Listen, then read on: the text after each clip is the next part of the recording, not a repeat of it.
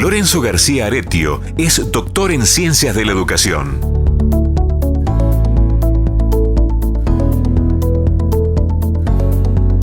Desde febrero de 2000 es titular de la Cátedra UNESCO de Educación a Distancia. Dirige el máster en Enseñanza y Aprendizaje a Distancia que imparte la UNED y participa activamente como investigador en diversos proyectos educativos. Ha tenido una vocación permanente en la transferencia del conocimiento. Ha dirigido numerosos cursos relacionados con la educación a distancia y las TIC aplicadas a la educación.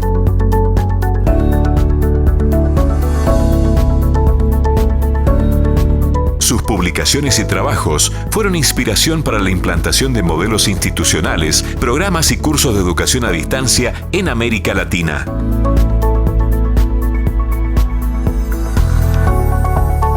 Bienvenido, doctor Lorenzo García Aretio, y gracias por ser parte del primer Congreso Internacional de Educación a Distancia.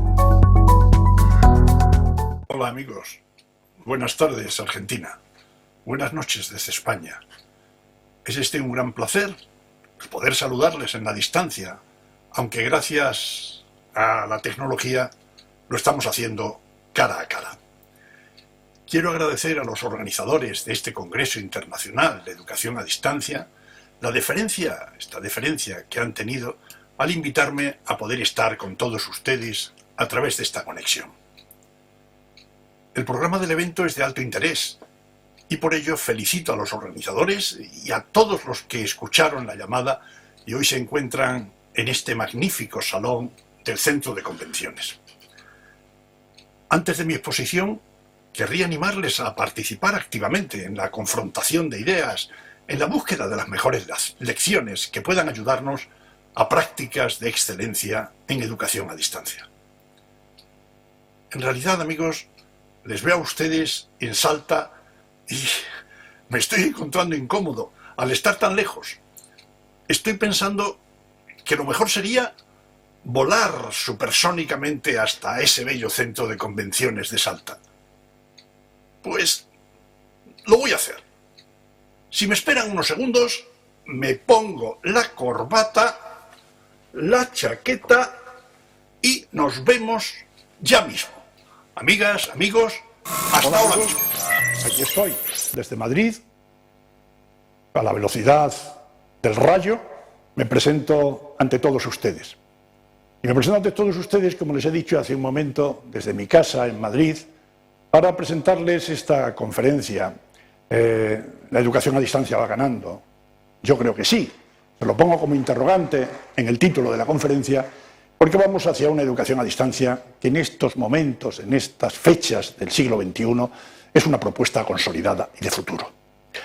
Vean ustedes el esquema que les voy a presentar, que voy a tratar de desarrollar. Hablaremos de la evolución, los componentes básicos de la educación a distancia.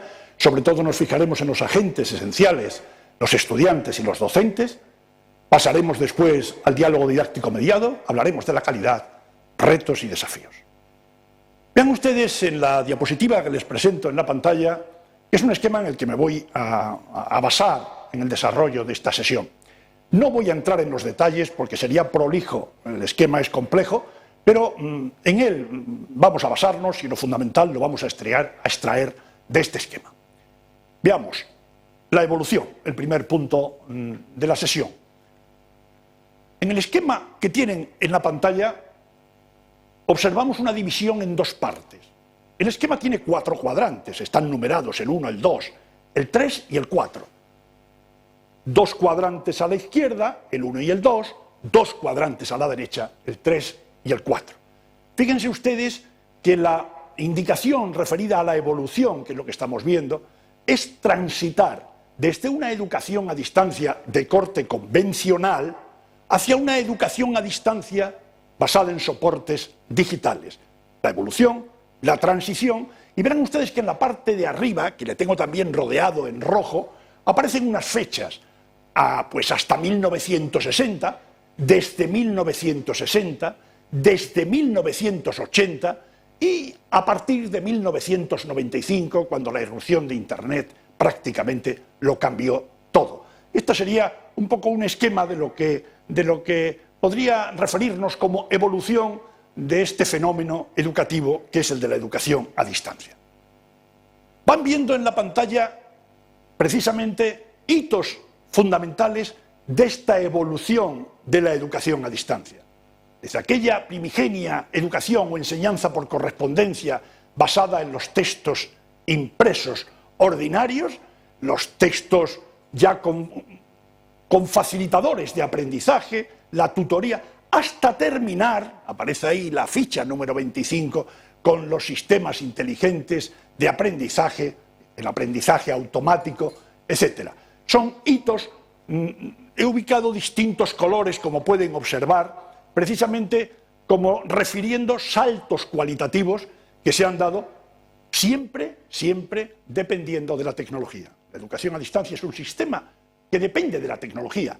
No es como la presencial, que utiliza la tecnología como instrumento o como herramienta, como complemento. En este caso existe una dependencia y por eso la educación a distancia queda muy condicionada por lo que han venido siendo los avances tecnológicos.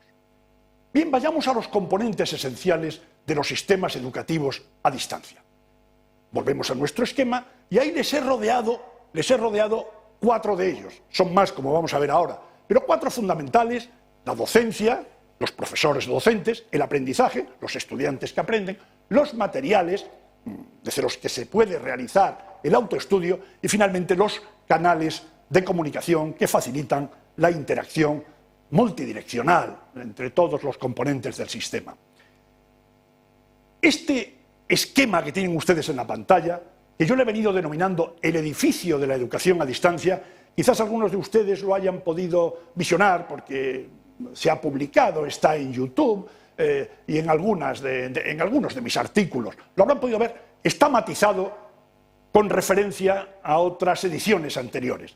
Es el edificio de la educación a distancia que queremos soportarla en una serie de elementos o componentes. Cierto que está en un contexto social, la institución a distancia está en un determinado contexto social y se apoya en una serie de elementos, una serie de vigas, de estructuras poderosas que sostienen el edificio. Las tienen ustedes ahí fundamentales y naturalmente nos fijamos en el centro, que es donde está el estudiante, los estudiantes. Ahí los queremos significar, pero naturalmente a este esquema le falta algo importante. En este caso sería la interacción, la relación, la comunicación, el diálogo entre todos esos componentes. Y no diríamos solo entre los componentes de estudiantes y docentes, sino entre todos los componentes del sistema, sean software, sea hardware, sea cualquier elemento importante que tiene que interaccionar, que se tiene que dialogar, que tienen que dialogar unos con otros. Faltaría naturalmente el elemento de evaluación. Aquí diríamos lo mismo. A veces nos fijamos en que lo que tenemos que evaluar es al estudiante y naturalmente nada más lejos de la realidad. Un buen sistema educativo se tiene que fijar, tiene que programar, tiene que planificar, todo en función de realizar una evaluación sistémica de todos los elementos y componentes del sistema. Tenemos que evaluar, obviamente, a los estudiantes, el aprendizaje de los estudiantes, pero también a los docentes, las vías de comunicación, los materiales, los propios objetivos institucionales, etc. Tiene que ser una evaluación absolutamente global de todo el sistema. Vayamos a 2 de los componentes fundamentales en un sistema de educación a distancia: los agentes, el estudiante y el docente, los estudiantes y los profesores. Volvemos a nuestro esquema y nos vamos a fijar primero en los que aprenden, los estudiantes. Lo tenemos a la derecha de nuestro esquema en la pantalla. ¿Qué estudiantes tenemos hoy en nuestras aulas? ¿Cuáles son nuestros niños, adolescentes, jóvenes que pueblan nuestras aulas? Pues muy diferentes a los que había antes. Se ha debatido mucho sobre estas dicotomías que tienen ustedes en la pantalla, sobre los nativos, sobre los residentes digitales, pero ha habido también pues, los millennials, la generación X, las generaciones Y, la generación Z. La realidad es que estos estudiantes que se sientan en nuestras aulas hoy son muy diferentes y los que están al otro lado de la pantalla en los sistemas digitales son muy diferentes. Por ejemplo, en la pantalla que ahora les ofrezco, les presento un resumen de lo que podrían ser estas corrientes que nos han venido significando las actitudes, los comportamientos de los estudiantes de cara a las redes digitales. Los estudiantes viven prácticamente en línea. Las relaciones que se establecen Generalmente están basadas en la red y basadas en intereses, más que en relaciones físicas, de comportamiento, de relación, de visualización directa. Pertenecen a varias comunidades virtuales. Les cuesta mucho distinguir entre lo real y lo virtual. Demandan una información a golpe de clic, prácticamente, con gran inmediatez. Gustan de la multitarea. Están haciendo varias tareas a la vez y aprenden mejor con sistemas gráficos, sistemas audiovisuales, que a través de los textos ordinarios y textos lineales y planos que en muchos casos hemos aprendido con anterioridad. Entienden bien, porque les gusta navegar, el hipertexto. Gustan de los aprendizajes basados en el juego, la gamificación. Y también les apetece mucho compartir su identidad digital. Este sería otro capítulo de los peligros que ello puede comportar. Pero fíjense ustedes que nosotros los adultos, los docentes, los padres, a veces tenemos una cierta pereza en dar un paso adelante porque nos asusta la forma de manejar las redes que tienen los estudiantes, la forma en cómo se manejan en los sistemas digitales. Y damos a veces un paso atrás. Claro, si damos el paso atrás porque nos aterra que ellos saben más que nosotros, ¿qué va a suceder en realidad? Pues miren ustedes, que a los nativos los vamos a dejar huérfanos y a los residentes inmóviles. Porque todo lo que suponen estrategias de búsqueda, de sistematización, de procesamiento, de almacenamiento, de interpretación, esto lo tenemos los adultos, tienen los docentes una preparación superior. Y les dejamos, porque damos ese paso atrás o nos quedamos quietos, ciertamente la orfandad va a ser grande o la inmovilidad de estos chicos, de estas chicas, va a ser impresionante. Así es que, queridos docentes, atentos a esto, no podemos quedarnos quietos ante la situación actual que presentan nuestros actuales estudiantes. Vamos de nuevo al gráfico y en este caso miramos a la izquierda, a los docentes, a los profesores. Nos vamos a nuestro edificio de la educación a distancia y fíjense ustedes en la parte de abajo ha desaparecido una pieza fundamental. ¿Se imaginan ustedes ese edificio sin cimientos? El edificio de la educación a distancia sin cimientos, ¿a dónde iría a parar? Pues probablemente aquí. Se nos vendría abajo, se nos destruiría, sería un fracaso, como tantos fracasos en programas a distancias, en instituciones a distancias, ha habido y está habiendo a lo largo de las décadas. ¿Qué faltaría entonces? Pues faltaría que en el edificio situásemos unos cimientos sólidos. Ese edificio se tiene que soportar en todo lo que son los docentes, los tutores, que tienen una responsabilidad inmensa. Que los estudiantes están en el centro, naturalmente, porque son el objeto fundamental para lo que se crean los programas, las instituciones, para que los estudiantes logren aprendizajes valiosos. Pero los docentes son imprescindibles en todo lo que puede suponer los buenos desarrollos. ¿Qué tipo de docentes? Vamos a imaginar una macroinstitución de educación a distancia. Podríamos suponer universidades unimodales, por ejemplo, a la que yo pertenezco, la UNED o la Open University británica, universidades que son macro. Pues, miren, las 7 tipologías que yo les planteo en la pantalla tienen que existir de una o de otra manera.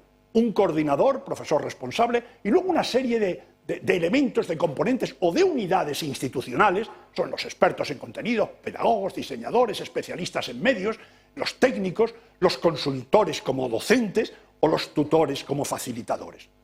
Claro, me dirán ustedes, pero esto es imposible, esto encarece mucho. Sí, naturalmente dependerá del tamaño de la institución. Si nos vamos a una institución que sea algo más pequeña, les podría ejemplificar. Miren, lo que está de color azul podría desempeñarlo una persona o un equipito de personas, pequeñito, reducido, y lo que conforman los círculos 3, 4 y 5 podría ser otra persona. Y si me apuran más, en instituciones aún más pequeñitas, en un programa pequeñito, pues probablemente esas 7 tareas, esas 7 personificaciones en equipos, en unidades, lo mismo las desarrolla una sola persona. Pero las funciones están ahí, y esa sola persona debería entender de lo que supone desarrollar, llevar a cabo cada una de esas tareas que yo les propongo en esta pantalla. Un docente universitario, un docente de educación a distancia, ¿qué compromisos y qué competencias básicas les podemos exigir? Pues miren ustedes, tiene que pensar en planificar con un objetivo claro. lograr la satisfacción de los estudiantes y de todos los elementos que están en su entorno. Satisfacción. Para ello debe adquirir una serie de compromisos.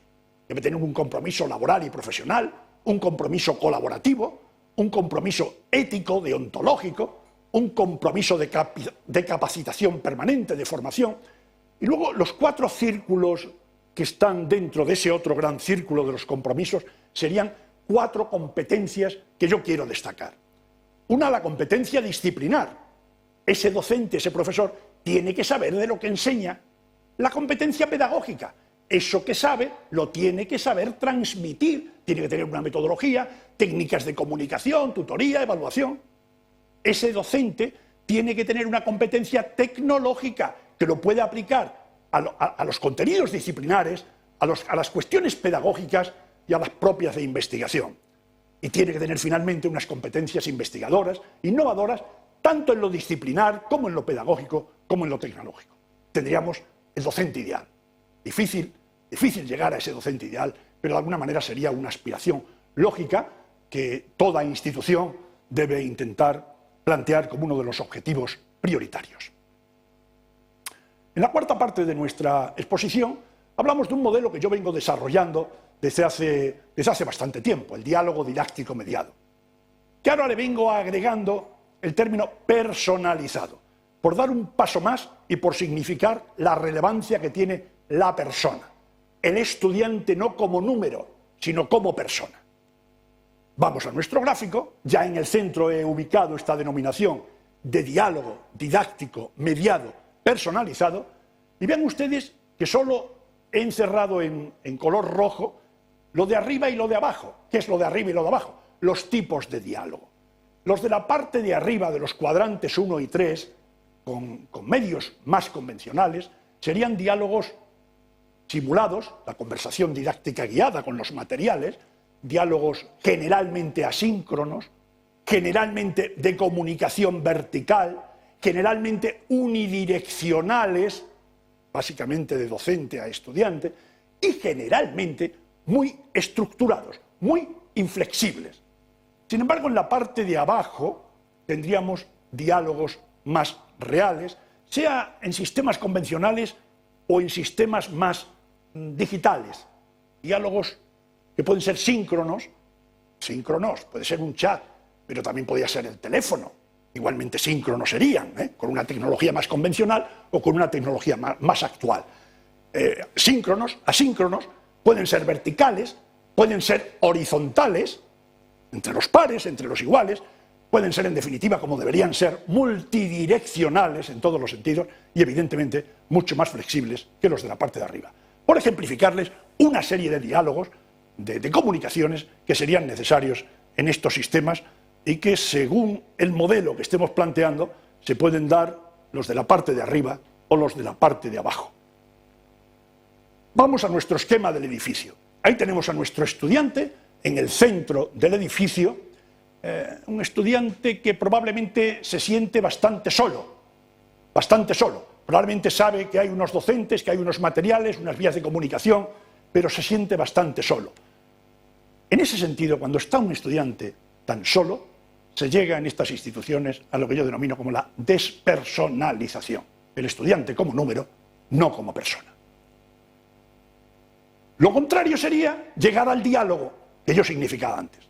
La comunicación. Si no hay comunicación, no hay educación.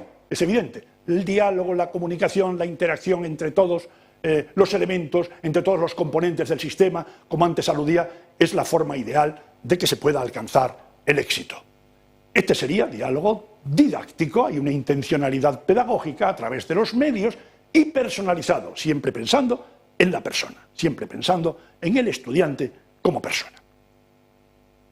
Este es el esquema del diálogo didáctico mediado.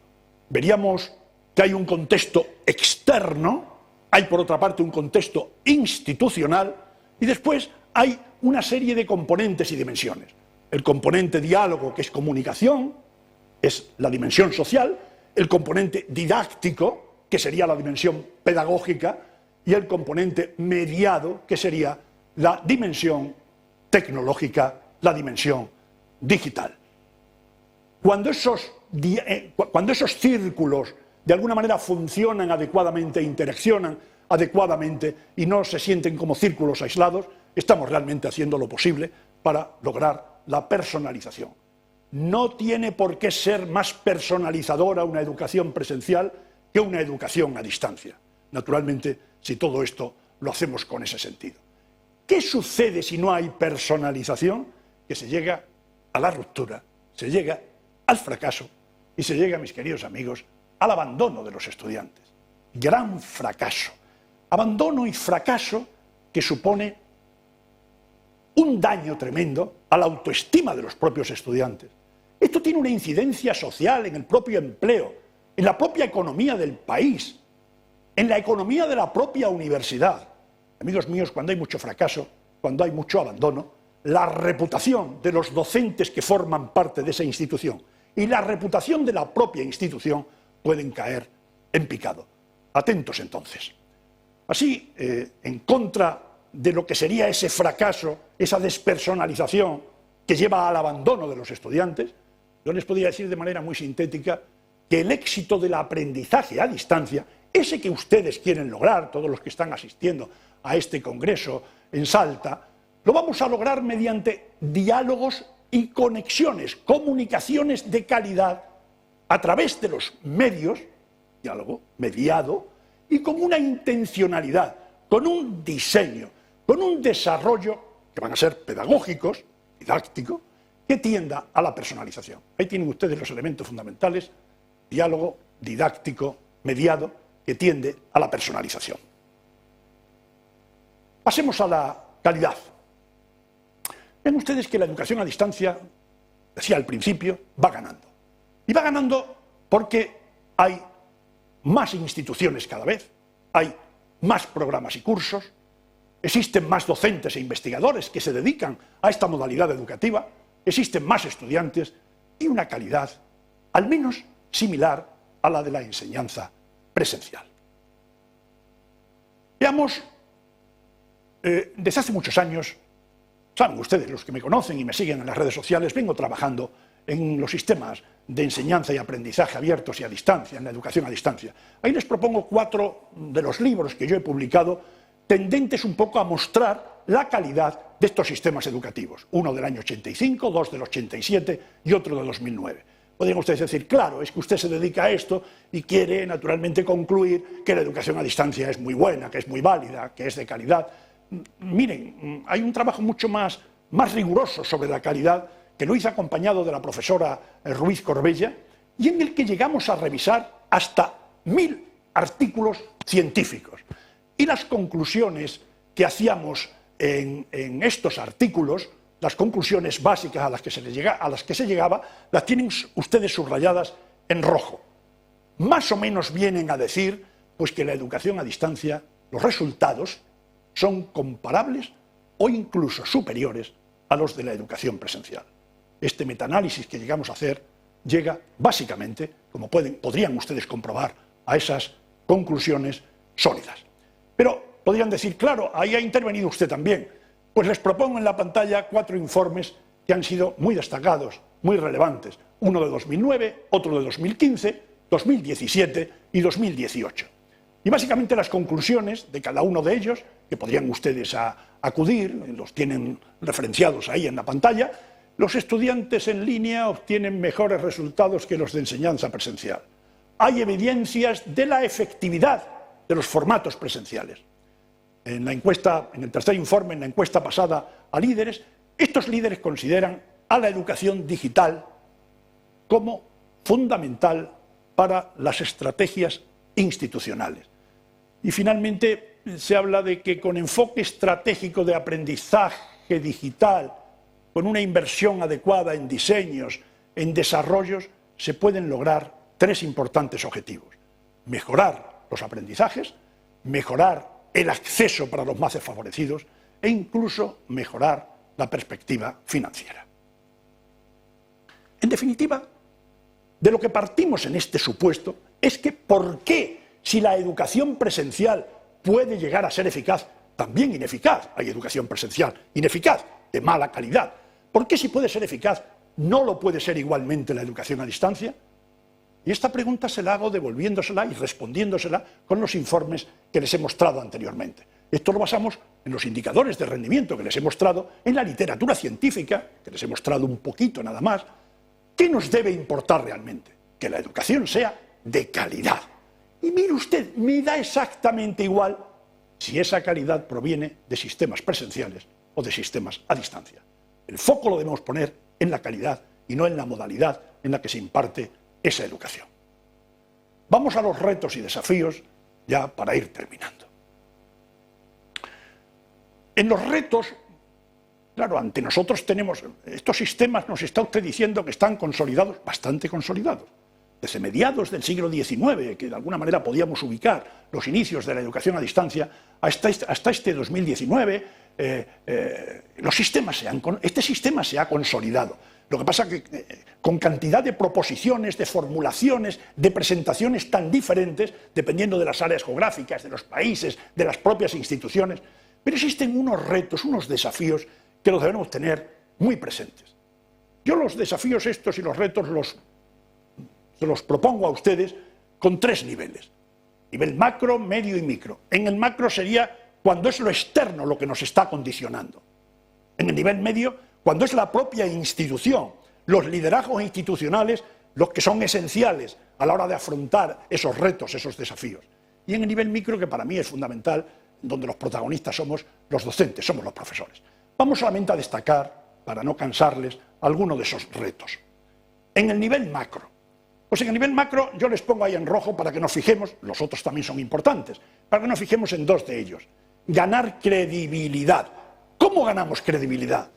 Pues miren ustedes, yo les diría que se gana credibilidad estudiando, entendiendo, conociendo bien los sistemas y atendiendo y haciendo esfuerzos por lograr buenas prácticas para que la sociedad, para que las administraciones públicas, para que los políticos tomen nota de ello y lleguen al convencimiento de que esas prácticas efectivamente son de calidad, son buenas. Los estudiantes logran aprendizajes valiosos, que es lo que debemos pretender. Y luego pongo en rojo también el que propiciemos marcos regulatorios. Esto en cada país y en América Latina, pues esto se ha debatido mucho. ¿Existen o no los adecuados marcos regulatorios para entender que esta educación puede llegar a ser de calidad, al menos similar a la de la enseñanza presencial? Vamos a propiciar esos marcos regulatorios para que nadie nunca más pueda pensar que esta es una educación, una enseñanza, unos aprendizajes de segunda categoría. Naturalmente que los habrá de segunda, de tercera y de cuarta categoría, igual que en la presencial, que hay excelentes docentes, y hay docentes que mejor no nos acordemos ni siquiera de su nombre. Si propiciamos marcos regulatorios con exigencias, con regulaciones, con controles por parte de la administración, probablemente todos nos quedaríamos mucho más tranquilos. En el nivel meso, pues he destacado 3, ven ustedes ahí en rojo, pero las otras también son interesantes, pero por no alargarme, creo que desde la institución se tendría que cuidar mucho que las propuestas que se realicen, los programas que se lleven a cabo, tengan una sólida base teórica sobre la educación a distancia. Que no olvidemos los principios pedagógicos, que esto no es un invento ni es una receta tecnológica que con ello vamos a solucionar todo. Las bases teóricas, los principios pedagógicos son fundamentales y no los debemos olvidar. Que intentemos por todos los medios superar las resistencias.